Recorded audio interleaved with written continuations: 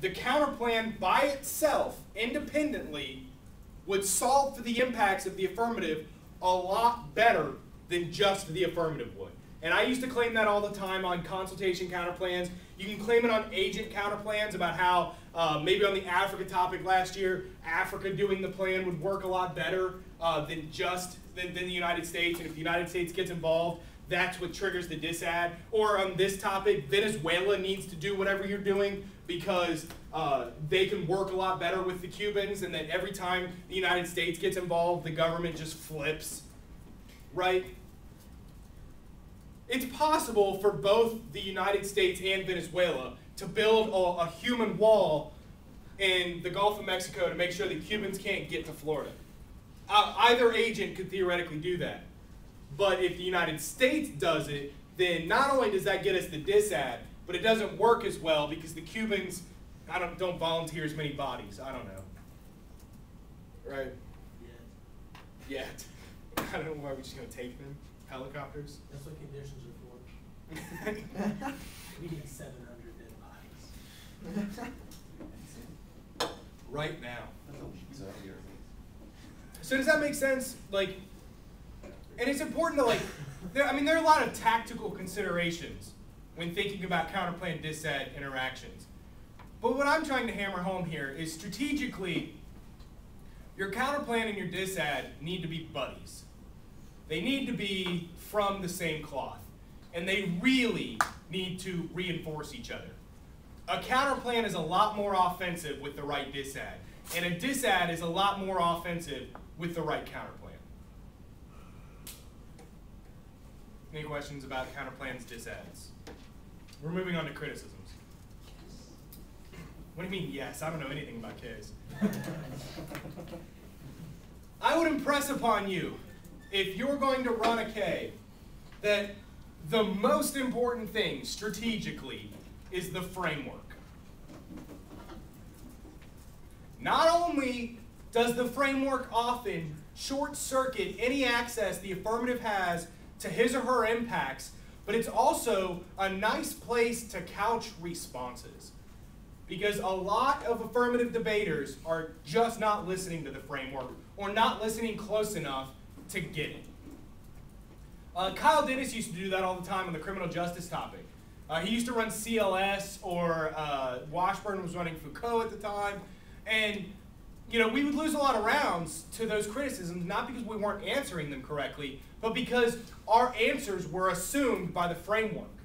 And they were constantly updating the framework to assume the responses that we were making. And so I would stress upon you the strategic importance of the framework debate. And when Brooks gives a critique lecture, I think that he can inform you on the tactics of doing that. I just want to stress the strategic importance of doing it. Because, look, what else is there about controlling the round than a framework debate? Right? Like if strategically our goal is to control the round, to create a vision for the round in which the negative has a lot of ways to win, do not undercover or neglect the framework debate.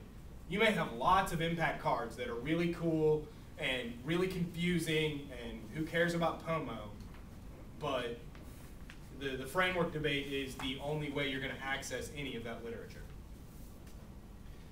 The next thing I'd say about criticisms is something regarding eggs and baskets. I think that Ks are bad generic strategies.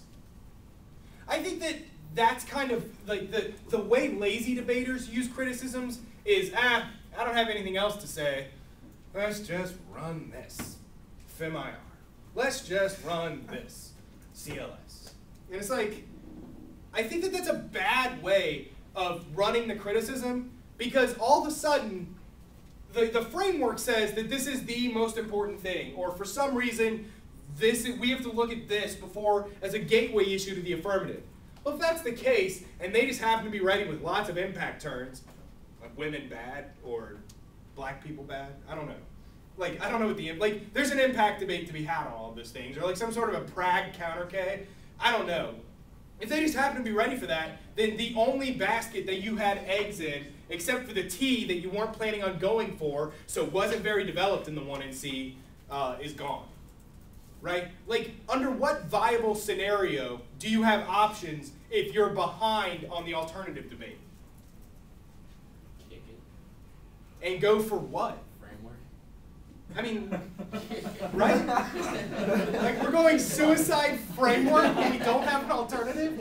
That's my point. It's that in order to run a K effectively, you kind of have to put lots of eggs in that K basket. And that's problematic if the only other thing you have in the round is an underdeveloped T or maybe some case arguments that you were just putting in to win the time war. Right? Like, I can't see, and maybe somebody's a much better debater than I am, but I can't see a viable strategy including a criticism, a good disad, a good topicality, and good case arguments. Like, I can't see a scenario under which you're running a K and you still have options. Don't make that your generic strat. I'm not saying that it's inappropriate. I'm just saying that you have to be prepared. You have to have case-specific links, or as close to case-specific links as possible. You have to have case-specific or harm scenario-specific alternative solvency. Right? Like, if you're really strategically going to move the round in that direction, be ready to pwn that sheet of paper or that 4 sheets of paper. Go ahead. Stress. Okay. So, if are there any questions about criticisms and how to think about them strategically? Let's talk about the case debate.